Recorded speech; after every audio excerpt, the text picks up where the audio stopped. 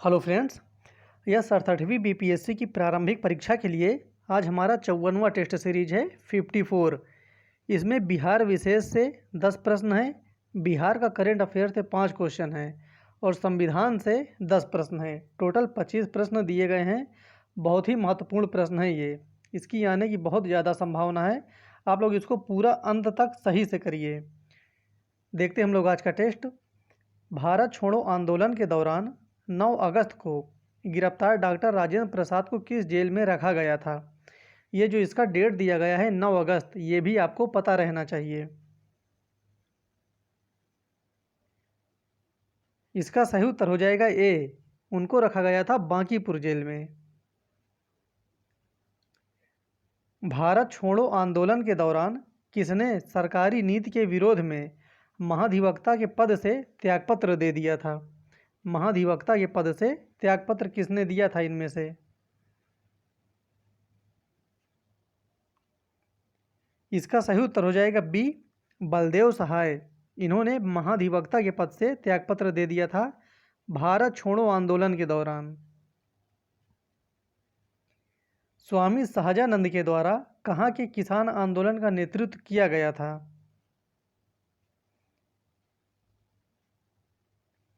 इसका सही उत्तर हो जाएगा ए, दरभंगा के किसानों का नेतृत्व किया गया। निम्नलिखित में से बिहार के कौन से जिलों को कुछ इलाके पश्चिम बंगाल को दे दिए गए थे? जो बिहार का इलाका था उसको पश्चिम बंगाल को दे दिया गया था, वो कौन सी जगह है?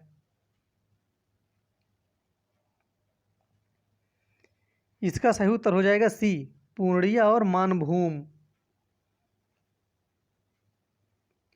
निम्नलिखित में से किस अखबार का प्रकाशन पटना से होता था?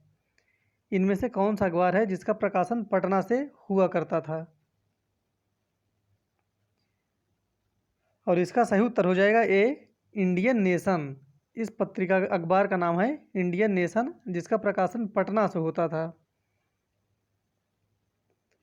जगत नारायण लाल को किस जेल में भेजा गया था? ये सभी फैक्ट क्वेश्चन है, बीपीएससी के फेवरेट क्वेश्चन, बहुत आते हैं ये एग्जाम में। जगत नारायण लाल को किस जेल में भेजा गया था? इसका सही उत्तर हो जाएगा ए, ये हो जाएगा बांकीपुर जेल। जगत नारायण लाल को बांकीपुर जेल में भेजा गया था। रामचंद्र शर्मा किस गांव से थे? ये क्वेश्चन बीपीएससी में पूछ चुका है, काफ़ी इंपॉर्टेंट भी है, इसलिए इसको दे दिया गया है। रामचंद्र शर्मा किस गांव से थे? इसका सही उत्तर हो जाएगा डी, अमराहा गांव से थे। निम्नलिखित में से किस भारतीय को रॉबर्ट क्लाइव ने बिहार का नायाब दीवान नियुक्त किया था? सबसे पहले ये ध्यान देना है, वो भारतीय था और उसको किसने नियुक्त किया था? तो रॉबर्ट क्लाइव ने। नायाब दीवान, इसका सही उत्तर हो जाएगा डी, उसका नाम था सिताब राय। इनमें से कौन बिहार में किसान आंदोलन के साथ जुड़े थे?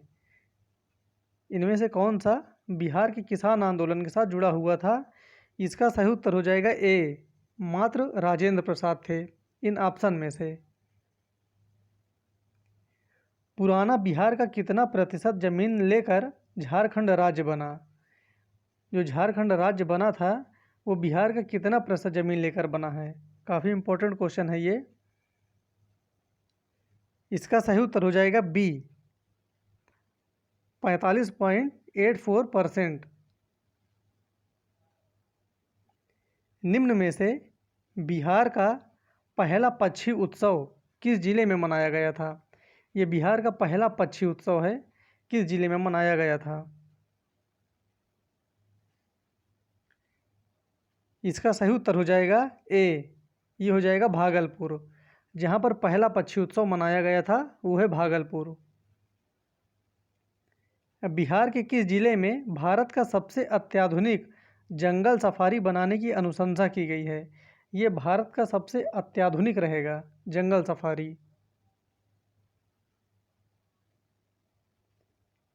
इसका सही उत्तर हो जाएगा डी, नालंदा में। अभी हाल ही में बिहार के किस जिले में फ्रेंच आलू की खेती प्रारंभ की गई है? ये आलू ध्यान देना है, फ्रेंच आलू की खेती प्रारंभ की गई।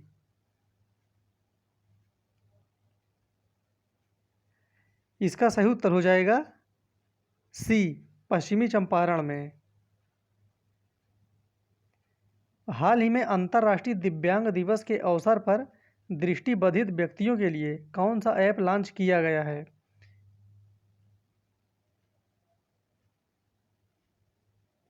इस ऐप का नाम है सक्षम। इसका सही उत्तर हो जाएगा सी, और ये भी ध्यान देना है किसके लिए है, तो दृष्टिबाधित व्यक्तियों के लिए है।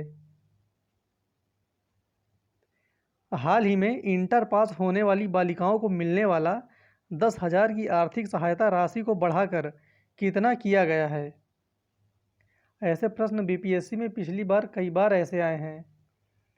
ये बहुत ही महत्वपूर्ण प्रश्न होते हैं, और इसका सही उत्तर हो जाएगा सी, 10,000 से बढ़ाकर अब 25,000 कर दिया गया है। ये दोनों डेटा आपको पता रहना चाहिए, 10,000 भी और 25,000 भी।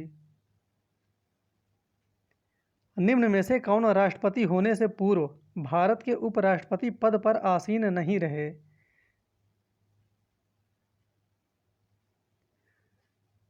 इसका सही उत्तर हो जाएगा सी, नीलम संजीव रेड्डी। ये उपराष्ट्रपति नहीं बने थे। निम्नलिखित में से किस अधिनियम में कोलकाता में सर्वोच्च न्यायालय की स्थापना का प्रावधान किया गया था? वो कौन सा अधिनियम है?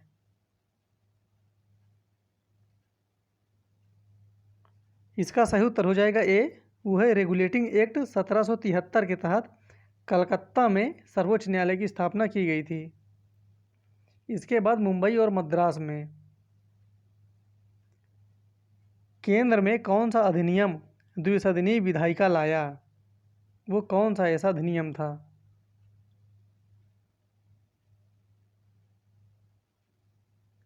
इसका सही उत्तर हो जाएगा सी, 1919 का अधिनियम। ध्यान देना, ये चीज़ केंद्र में लाया था, द्विसदनीय विधायिका। डॉक्टर भीमराव अंबेडकर का जन्म और मृत्यु कब हुई थी? दोनों डेट पूछता है और दोनों ही पता रहना चाहिए, इसलिए इसमें दोनों को इंक्लूड कर दिया गया है। इसका सही उत्तर हो जाएगा बी, 1891 में जन्म हुआ था और 1956 में मृत्यु हुई थी। संविधान सभा में वयस्क मताधिकार को 15 वर्ष के लिए स्थगित करने की बात किसने की थी? 15 वर्ष के लिए स्थगित करने की बात।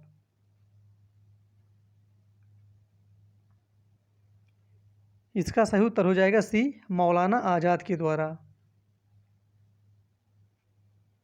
किसने कहा था कि संविधान सभा कांग्रेस थी और कांग्रेस भारत था? ये बात किसके द्वारा कहा गया है?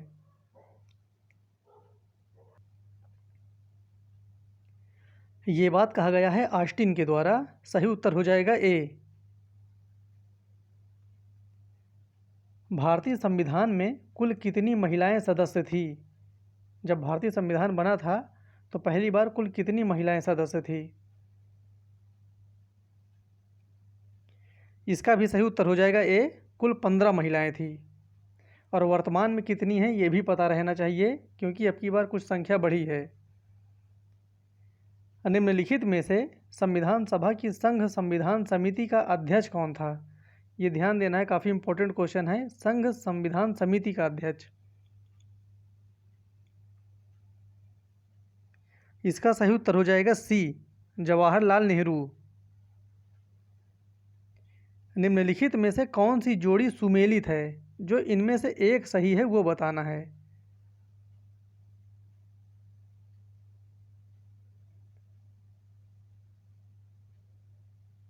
इसका सही उत्तर हो जाएगा बी, भारत का निर्वाचन आयोग, अनुच्छेद 324।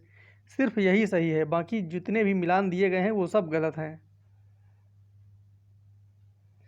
निम्नलिखित में से कौन सा एक सही सुमेलित नहीं है? यहाँ पर ध्यान देना, ये चीज़ नहीं कह रहा है, जो नहीं है। और जो इसके पहले वाला था वो पूछ रहा था कौन सा सही है। इसमें सही उत्तर हो जाएगा डी, अनुच्छेद 48 वाला, जो न्यायपालिका का कार्यपालिका से पृथककरण है। ये अनुच्छेद 48 नहीं है बल्कि अनुच्छेद 50 है।